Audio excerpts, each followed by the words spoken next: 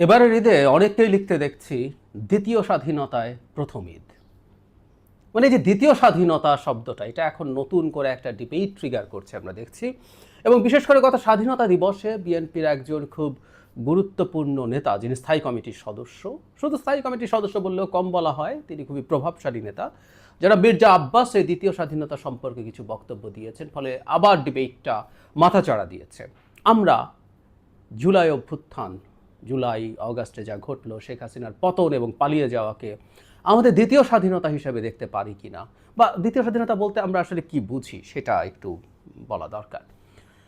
জনাব মির্জা আব্বাস যা বলেছেন সেটা আগে পড়ি, তারপর আমি আমার ঠিক আসলে বিভিন্ন জায়গায় মানে নানানভাবে বলা হয়েছে কথাগুলো। ইভেন গত 16ই ডিসেম্বর আমি একটা কলাম লিখেছিলাম প্রথম আলোতে এই অভ্যুত্থানকে মাথায় রেখে, সেখানেও কিছু কথা বলেছি, কিন্তু আমার মনে হয় আলাদাভাবে কিছু আমার অন্তত টেকটা জানিয়ে রাখা দরকার। জনাব আব্বাস বলছেন, জুলাই আগস্টে ছাত্র জনতার আন্দোলনের মাধ্যমে নতুন করে স্বৈরাচারকে তাড়িয়ে স্বাধীনতার স্বাদ পেয়েছি। অনেকে বলেন দ্বিতীয় স্বাধীনতা। আসলে আজকে স্বাধীনতা দিবস প্রমাণ করে দ্বিতীয় স্বাধীনতা বলে বাংলাদেশে কিছু নেই। যারা বলেন তারা আজকে স্বাধীনতা দিবসকে খাটো করতে চান। 71-এর স্বাধীনতায় তাদের কোনো ভূমিকা ছিল না, সুতরাং এই দিনটাকে তারা খাটো করতে চান। আমি বলবো তারা যেন বিরত থাকেন, এই স্বাধীনতা দিবসকে সম্মান জানান এবং সম্মান করেন। খুব গুরুত্বপূর্ণ একটা জায়গা আছে এই আমাদের স্বাধীনতা দিবসকে খাটো করার চেষ্টা নিয়ে, কিন্তু দ্বিতীয় স্বাধীনতা বলে কিছু নেই। আমি দুটো ইস্যুতেই একটু অ্যাড্রেস করতে চাই, এবং খুবই গুরুত্বপূর্ণভাবে তিনি আসলে আমাদের সামনে এনেছেন কারা খাটো করতে চায়। প্রাথমিকভাবে যদি বলে, আমরা কি শেখ হাসিনার সময় পরাধীন ছিলাম? মানে পরাধীনতা মানে কি কোনো বাইরের কেউ এসে পরাধীন করবে? আমরা 1971 সালে যখন স্বাধীন হই, তখনও কি আমরা পরাধীন ছিলাম? ছিলাম না তো। আমরা একটা স্বাধীন সার্বভৌম দেশ ছিলাম পাকিস্তান, যে স্বাধীন সার্বভৌম দেশটা আমাদের এই ভূমিতে ইতিহাসে প্রথমবারের মতো আমরা একটা রিপাবলিক পেয়েছিলাম, আমরা নাগরিক হয়ে উঠেছিলাম, এবং আমরা প্রথমবারের মতো নাগরিক হয়েছি। এর আগে আমরা কখনো নাগরিক ছিলাম না, কখনো কলোনিতে ছিলাম, তার আগে রাজার অধীনে প্রজা ছিলাম। সো আমরা তো স্বাধীন ছিলাম। তারপরও আমরা 71-এর স্বাধীনতার কথা বলি কারণ আমরা মনে করি পূর্ব পাকিস্তানকে তার যতটুকু অধিকার ছিল সেটা থেকে বঞ্চিত করেছিল পশ্চিম পাকিস্তানিরা, এবং এক ধরনের অভ্যন্তরীণ উপনিবেশ তৈরি করা হয়েছিল। এটা কতটুকু কি হয়েছে সেই ডিবেটে ঢুকছে না, that was the narrative at least. আমরা শেখ হাসিনার সময় আসলে কি হয়েছে, তাহলে একটা দেশ তার নিজের লোকজন, কোনো ইনভেডাররা এসে ইনভেড না করলেও পরাধীন হয়ে উঠতে পারে। পাকিস্তানের ক্ষেত্রে তাও আমরা দুটো ভাগ করতে পেরেছি, একদিকে পূর্ব পাকিস্তান, একদিকে পশ্চিম পাকিস্তানিরা, ওদের ক্ষমতার যে এলিটরা আছে। এখানে কি হয়েছিল?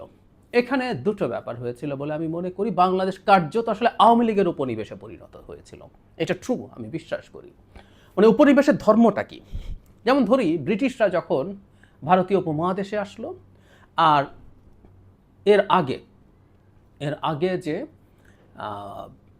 মুঘলরা আসলো, তাদের মধ্যে পার্থক্য কি? মুঘলরা আসলো, তারা এখানে ইনভেড করেছে, তারা এখানে যুদ্ধ করেছে, দখল করেছে, উইচ ইজ ট্রু। কিন্তু এই পুরো ভারতবর্ষকে সে তার দেশ বানিয়ে ফেলেছে। এখানে সে থেকেছে, এখানে জীবনযাপন করেছে, এখানে তার যাবতীয় সব কিছু করেছে, করে সে তার জীবনযাপন করেছে, এটাকে তার দেশ বানিয়ে ফেলেছে। আর ব্রিটিশরা কি করতো? ব্রিটিশরা এসছে, দখল করেছে, এখানকার সম্পদ সে তার দেশে, মানে এটাকে সে তার দেশ বানায়নি, এটাকে সে উপনিবেশ বা কলোনি বানিয়েছে। এখানকার সম্পদ আহরণ করে তার রাষ্ট্র পরিপুষ্ট হয়েছে। সুতরাং এই দেশে কি হলো না হলো তাতে তার কিছু মাথা ব্যথা ছিল না। অমর্ত্য সেন গবেষণা করে দেখিয়েছিলেন, এই অঞ্চল ওই সময় পৃথিবীর সবচেয়ে বেশি জিডিপি গ্রোথের অঞ্চলগুলোর একটা ছিল, কিন্তু পুরো এন্টায়ার ব্রিটিশ কলোনাইজেশনের সময় এখানে কিছুই হয়নি কার্যত, বরং স্থবিত ছিল, অনেক ক্ষেত্রে আমাদের জিডিপি কমে গিয়েছিল। So this is the difference. তাহলে কলোনি আর দেশ বানানোর মধ্যে, মানে আওয়ামী লীগ চোর ডাকাত, সন্দেহ নেই, কিন্তু সে যদি এটাকে দেশ মনে করতো, সে তার সম্পদ এই দেশে রাখতো, চুরি করে বা ডাকাতি করে সম্পদটা রাখতো। এবং অর্থনীতির বেসিক আমরা যারা জানি, এটা ভালো অর্থনীতি, এটা খারাপ অর্থনীতি, কোনো সন্দেহ নেই, কিন্তু ওটা যদি অর্থনীতির মধ্যে থাকে তারপরও আসলে সেটার একটা অর্থনৈতিক ইম্প্যাক্ট থাকে। কিন্তু আওয়ামী লীগ কী করলো? এই টাকা পাচার করে দিতে থাকলো। আমি মানে বিরাট বিরাট অলিগার্কদের টাকা পাচারের কথা বলছি না। আওয়ামী লীগের সময় বেনিফিশিয়ারির নেতা মানে আওয়ামী লীগের লোকজন, প্রশাসন, পুলিশের লোকজন প্রত্যেকে এই টাকা বিভিন্ন দেশে পাচার করেছেন। বেগমপাড়া হয়েছে কানাডা, মালয়েশিয়াতে পাচার করেছেন, দুবাইতে পাচার করেছেন, সম্পত্তি কিনেছেন।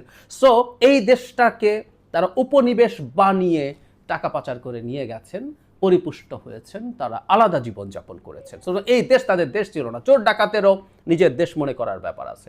চোর ডাকাত হলেও তারা অনেকেই নিজকে দেশ মনে করে, তারা তা মনে করেনি, তারা টাকা পাচার করে নিয়ে গেছেন। তাহলে যে কথাটা বলছিলাম যে আওয়ামী লীগের শেষ সময়, আমি প্রায় বলি যে আওয়ামী লীগ আসলে পাওয়ারে ছিল না, একটা মাফিয়া বা ক্রিমিনাল নেক্সাস পাওয়ারে ছিল, যার বিভিন্ন রকম অংশ ছিল। পলিটিক্যাল লোকজন ছিল, বিউরোক্রেসির লোকজন ছিল, মিলিটারি সিভিল বোথ, পুলিশ ছিল এবং অলিগার্স ব্যবসায়ীরা ছিল।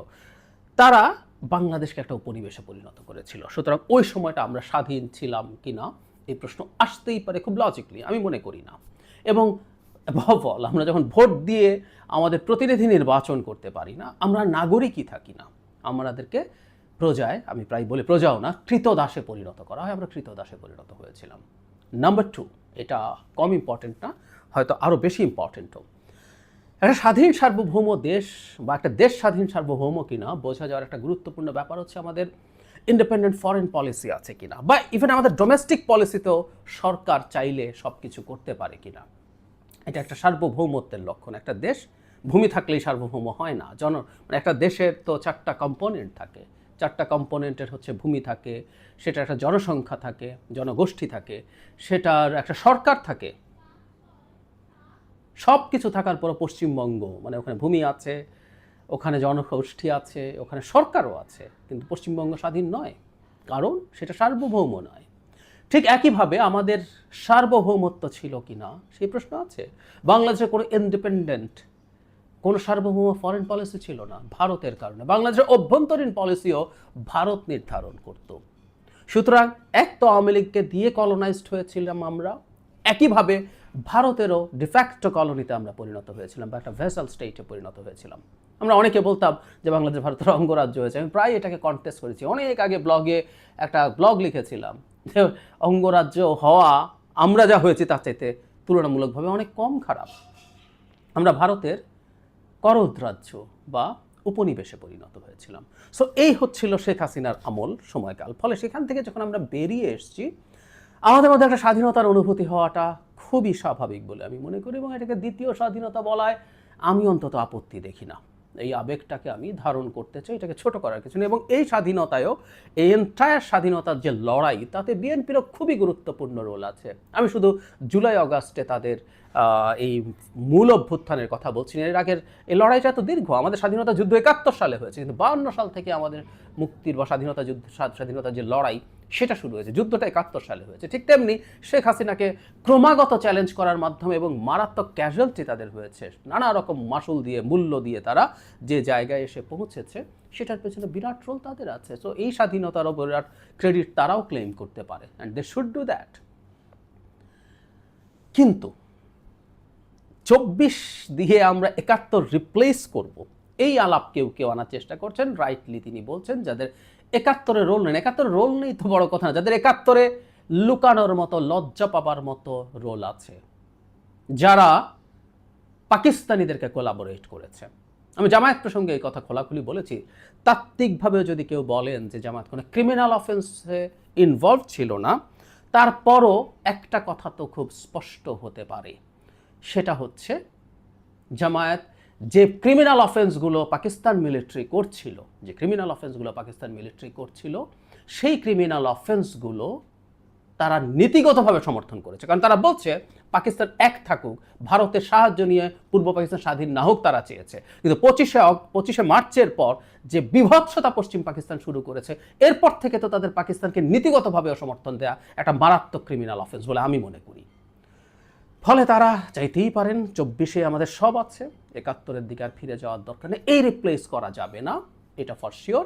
যেন মির্জা আব্বাসও মোটা দাগে সেই ধরনের কথা বলছে। কিন্তু মির্জা আব্বাস এটাকে দ্বিতীয় স্বাধীনতা বলে কিছু নেই বলে উনি আসলে 24-এর যে মানুষের মধ্যে যে আবেগ, সেটা আঘাত করছেন। একজন খুবই গুরুত্বপূর্ণ রাজনৈতিক নেতা, খুবই গুরুত্বপূর্ণ রাজনৈতিক দলের একজন গুরুত্বপূর্ণ নেতা হিসেবে তার এটা করা কোনোভাবেই ঠিক হয়েছে বলে আমি ব্যক্তিগতভাবে মনে করি না। আমি আমার যে কলামটার কথা বলছিলাম, ডিসেম্বরে লিখেছিলাম, সেটা হচ্ছে এই যে আমরা তো সাম্য মানবিক মর্যাদা এবং সামাজিক ন্যায় বিচারের জন্য আমরা লড়াই করেছিলাম, আমরা যুদ্ধ করেছিলাম, আমরা আমাদের প্রক্লেমেশনে সেটা লিখেছি। সত্যি যদি তাই হয়ে থাকে, আমরা এই যে আমরা স্বাধীন হয়েছি, কিন্তু আমাদের যে মুক্তির লড়াই, মুক্তির সংগ্রাম, সেটা ক্রমাগত চলবে। প্রত্যেকটা ধাপে ধাপে যেখানে যেখানে বাধা এসছে সেখানে সেখানে চলবে। এবং 24ও, আমি ইভেন 90-তে যা হয়েছে, 24-এ যা হয়েছে, এগুলো প্রত্যেকটাকে আমি আসলে আমাদের 71-এর যে সাম্য মানবিক মর্যাদা এবং সামাজিক ন্যায় বিচারের লড়াইয়ের কন্টিনিউয়েশন বলে মনে করি। আমরা ভবিষ্যতে আবারও ফাইট করতে পারি, আবারও ফাইট করার প্রয়োজন হতে পারে। যেখানে যেখানে ফাইট করব আবারও, সেটা আসলে is an extended part of our liberation war, আমি তাই মনে করি। সুতরাং এটাকে আমরা দ্বিতীয় স্বাধীনতা বলতেই পারি, এই আবেগটুকুকে সম্মান জানাতে পারি, এবং এতে যারা ইনভলভড আছেন তারা প্রত্যেকের কাছে আমরা ঋণী থাকবো, এটাতেও সমস্যার কিছু নাই। কিন্তু কোনোভাবে এটা আসলে 71কে রিপ্লেস করে না, এই জায়গাটা আমরা নিশ্চয়ই মনে রাখবো।